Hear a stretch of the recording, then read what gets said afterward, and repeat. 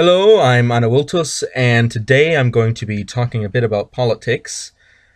Okay, so more specifically, I'm going to be talking about the executive orders in the United States of America. And I'm not going to talk about the specific ones that were recently made in detail because I'm speaking more from an idealistic perspective rather than a pragmatic perspective.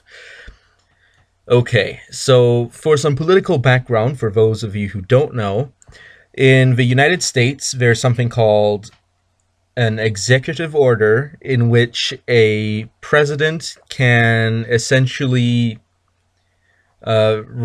give the government some instructions as to what to do without having to wait for Congress or the Supreme Court in order to get those things through. And those things are useful for some things, and I'll get into that later. Now, as for my personal political background on this, in the election, I voted for the Constitution Party candidate. I didn't vote for Donald Trump, uh, for because I didn't think that Donald Trump was a very good candidate. Also, I wasn't going to vote for Hillary Clinton or Bernie Sanders. I thought both of them were terrible candidates as well. But after the election was all done, I decided, you know what, I'll give Donald Trump a chance. Let's see what he can pull through. And so far into the presidency, it hasn't been very long yet. And I like some of the things Donald Trump is doing, but the problem I'm having is that I don't like the way he's doing them. For example, the executive order regarding immigration, not immigration, travel, sorry, don't mean to confuse people, where it's a pause on travel between the United States and a number of countries that are relatively unstable at the moment and experience large amounts of radical Islamic activity, which is why there is a travel pause in between them. It's not an actual ban, as some would assert, including the government itself. The Trump administration has referred to it as a ban, even though it isn't one, which is questionable for an entirely different reason. Because if you're going to do something that already was divisive in the election, and you then do it when you're in office, and you choose to call it with a word that isn't very neutral, it's really not going to go down well with the opposition party. And you might be saying, well, you don't have to worry about the opposition party because you've got people that are already voting for you in your own party. But the problem is, once you become the president, you become the president not simply of your party, but of the entire country. So even if you might not agree with the political position of the opposition party, it's good to at least know their feelings and respect their feelings on these things.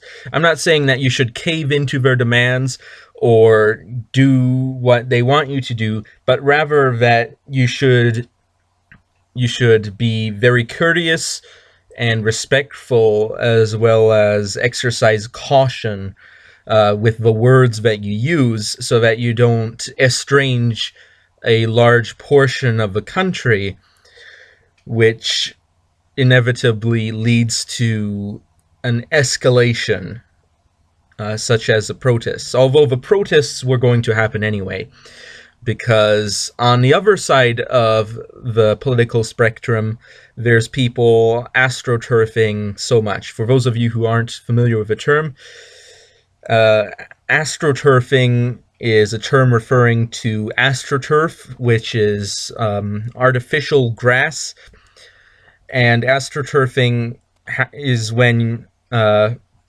large organization or a group of people sponsor a movement and then make it look like a grassroots movement, even though it's heavily sponsored, and they're flying people in from all over the country. An example of this would be at Ferguson, Missouri. When there were the riots there were a lot of people coming in from all over the country, and some of them were being bussed in. Or the trial of George Zimmerman relating to his killing of Trayvon Martin, where the Department of Justice itself actually helped people and bussed people in to protest it, which I think was definitely the government overstepping its bounds and trying to pick winners and losers in that situation. Of course, the Ferguson was not with the government wasn't involved in that one. Okay, so back on track. The problem that I'm actually having that is much bigger than having I don't want to say offensive language, although there are some people that intentionally like to offend the opposition party. In this case, being the Trump Republicans against never Trump Republicans and Democrats and various socialists and various other groups. There are some people that like to offend those people, but that's not the biggest issue I'm having. The biggest issue I'm having here is the executive orders themselves. Now, let me make this clear.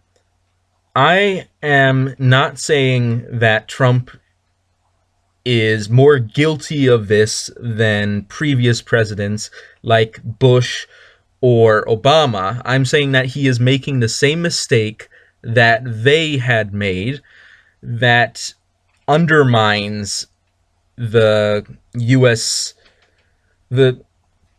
Constitution, not necessarily in word, but rather in its spirit or its ideal perspective.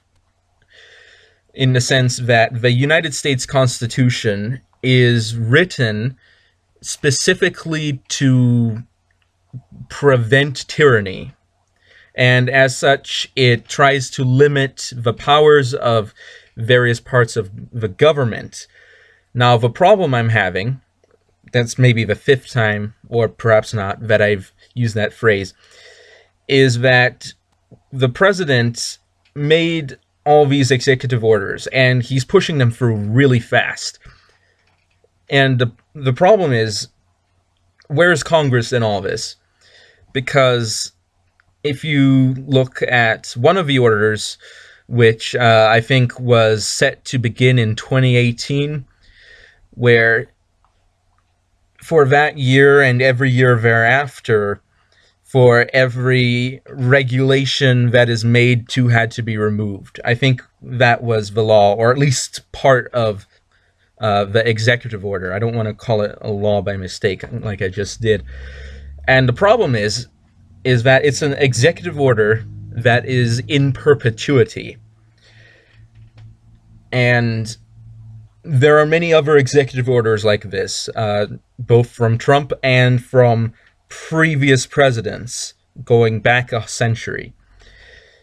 And the problem is that if you have an executive order that is in function in perpetuity, this means that it essentially becomes a law that went into effect without being pre-approved by Congress. Of course, afterwards, Congress can look at the executive order, but the problem is that Congress's approval isn't required to get it in the first place. And let me just reiterate, this isn't just Trump, this is many previous presidents. And the problem with this, I've been saying the word problem way too many times this video, is that if the president can just make laws, then what is Congress for? It's the president is making laws and he's legislating. He is bypassing Congress. And you might say, well, what's the worst thing that can happen? Well, first of all, if you like the laws that Donald Trump is making via executive orders, and maybe you don't like the ones that Obama made, then you already see the issue. It's that you might be picking and choosing the executive orders that you like and those that you don't like, which is a bit of a hypocrisy, because then that means that when the other party gets in and they make their executive orders, then they're using the same method that Trump used to achieve his goals, but you might not approve of it then. And the problem is that it just bypasses Congress. And speaking of Congress, there's hundreds of people in Congress, which means that if a law goes through Congress, there's hundreds of people that see it and that look at it and that maybe rewrite it, edit it, discuss it, and then they get to vote on it multiple times, and then the president can sign it or veto it, and if Congress doesn't like the president's vetoing, they can overturn the veto. Now, this is, of course, the standard procedure, and what this leads to is laws that are peer-reviewed by many members of Congress, many different minds working and looking at this, and also that in some instances also they get a reaction from the public on the public opinion on these laws, because if it's read in Congress, then it is available to the public, perhaps, to look at as well. And this leads to refined laws that can be very refined. Of course, sometimes Congress doesn't do its job. For example, with the Affordable Care Act, where they didn't read through it as much as they should have, which then led to many problems. Which I know, being somebody who actually is a tax professional, spoiler alert on my real life, I know these things, that the Affordable Care Act leads to many problems. In addition to that, knowing people who are in the healthcare industry, the Affordable Care Act, which, for those of you who aren't aware, is what people also commonly refer to as Obamacare, the poorest people, or the people that technically would need it most, can't afford it. And that's probably one of the biggest problems, is that they can't afford it, but luckily for many of them, they live in areas of a country where they can get exemptions from having to pay the penalty that you have to pay for not having it. Or more accurately, the Supreme Court calls it a tax for not having health care, which seems pretty dumb to me. Penalizing somebody for not having health care. In other words, you're not paying for health care, so you know what? We're going to take that money that you're not paying for healthcare with, and we're just going to take it. We're not even going to give you healthcare. We're just going to take your money, and you just got penalized. That's stupid, okay? And that's one of the biggest problems that people have with the Affordable Care Act, that it penalizes you for not buying healthcare. It's really dumb. Okay. Back on track. Executive orders. So the reason the president isn't supposed to be able to bypass all these things is because it really allows the laws to get refined, and it also means that since Congress is elected more locally than the president, it also gives the people a better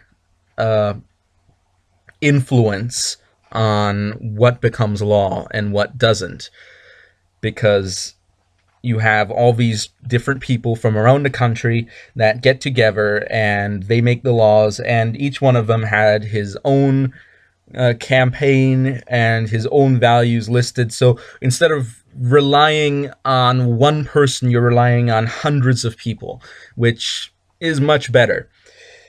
But also, the actual reason for executive orders is, of course, the most obvious one would be to protect against an imminent threat. For example, the country is being invaded, something has to be done, Congress can't get together to declare war fast enough on whoever is invading, so the president has to send out the military to do its job.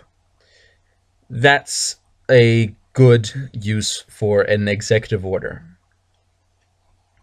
That's a very good use for an executive order.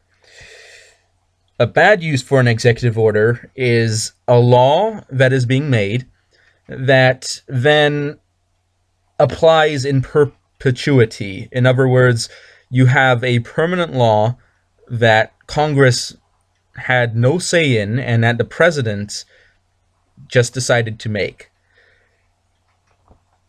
And we're seeing problems when this happens. Specifically on the travel pause, which some people like to call a ban, including the president's administration, even though it isn't. They say, oh, it's not a ban. Oh, wait, yes, it is a ban. But then the experts look at it and it's not a ban. And to be more specific, for those of you who aren't familiar with it, it's a ban on a number of different countries, including Syria, which is one of the most important ones on there. And the majority of Muslims are not stopped from traveling to the U.S. by this executive order. I think I may have accidentally called it a ban a few sentences ago, because places like Indonesia and some other countries aren't banned, well, aren't on the list of countries. In addition to that, the list of countries was made by the Obama administration, so it's not like Trump is specifically targeting these people simply because of his whims. No. And it makes sense, because these are the places where you'd be most likely to get terrorists coming from. Now, one might say, well, why isn't Saudi Arabia on the list? And that's because Saudi Arabia, right now, isn't a big problem. People might be saying, well, that's where the 9/11 bombers were coming from. But today, it's not as big a problem. People need to realize that the world changes from 9/11. It's not constantly 9/11 for the rest of time.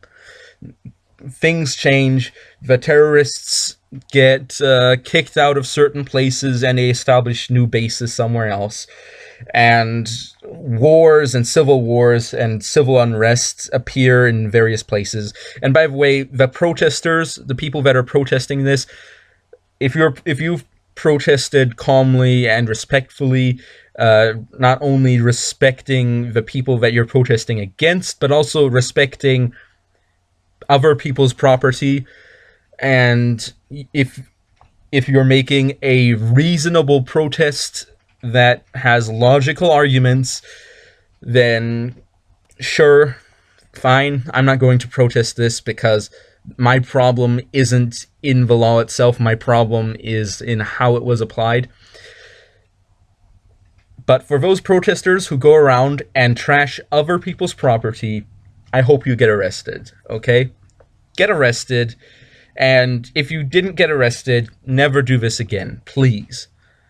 Think about it. If you destroy things, How are people going to build things up if you just go around destroying things? Here, left, right, and center. It's not going to work. Destroying things.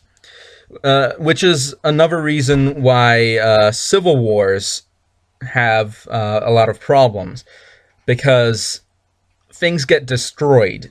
And that's why it's really difficult to build up afterwards. Or the French Revolution destroyed the country's institutions and also a lot of the leadership of the country. This meant that you had a lot of inexperienced people leading the country, and this led to its own problems that you can look at history and see where the French Revolution went. It wasn't good. Anyway, back on track. So why should the president not have the power to just do whatever he wants with an executive order? Well, the reason for that is because especially his opposition party will catch on to this sooner or later. I think many of them already have. If he can write a law without needing Congress to approve it beforehand, and he can put it into effect, and then Congress has to go in and stop it after it's in effect, then he's actually dictating the law, and that makes him a dictator. Now, I'm not saying that Trump is any different from Obama or Bush, or I think even Ronald Reagan on this one. But the problem exists, and you might say, well, it's been a problem in the past, so why fix it now? Well, because that's the responsible thing to do. Even if people mess up in the past, the best time to fix something is ASAP, okay? As soon as possible. Fix it the moment it's possible to fix.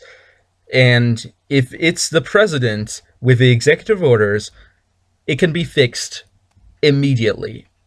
Just get Congress to do these things, these long-term changes. Keep executive orders for imminent threats, emergency situations. Don't keep it for long-term laws. That's what Congress is for. Donald Trump, if you're listening. Which, who knows? This might end up in front of a president someday. In which case, do a good job. I hope you do well. I pray for good presidency. Yeah, that's what I pray for. Donald Trump, I hope you do a good job.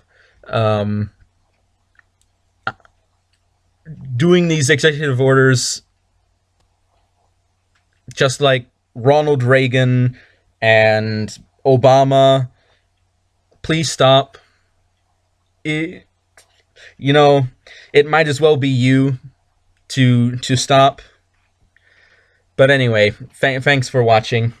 This last part's getting really awkward because my brain is working and I'm thinking, I'm not focusing on what I'm saying is what I'm trying to say, in the sense that I'm trying to think of what I'm going to say, but in doing that, I'm not actually focusing on what I am saying, which leads to a problem. So we finally ended up on a tangent where I'm not actually talking about the subject matter anymore.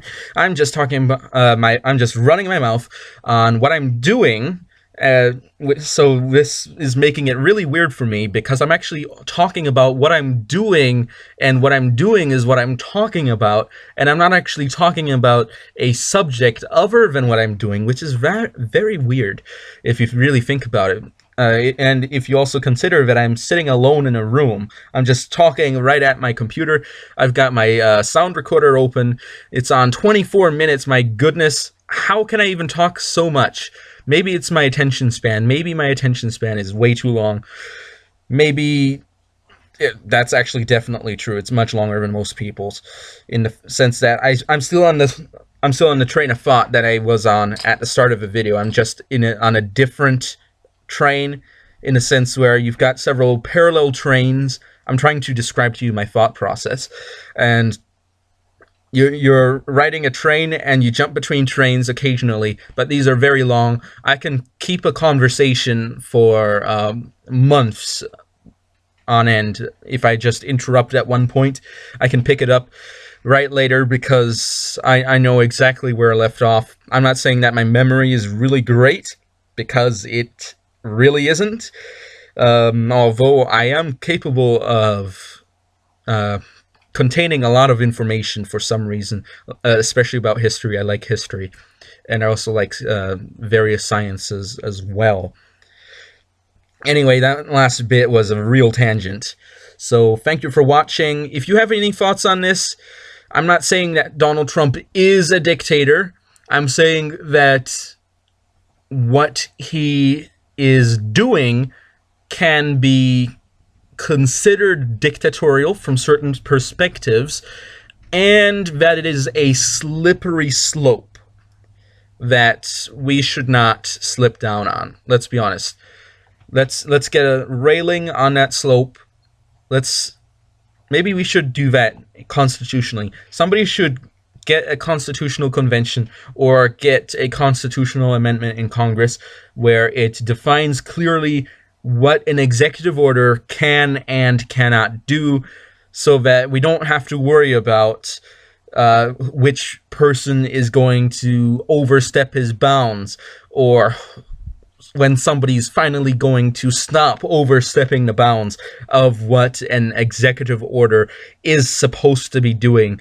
And for those of you from around the world who really don't care about American politics, well, thanks for watching anyway.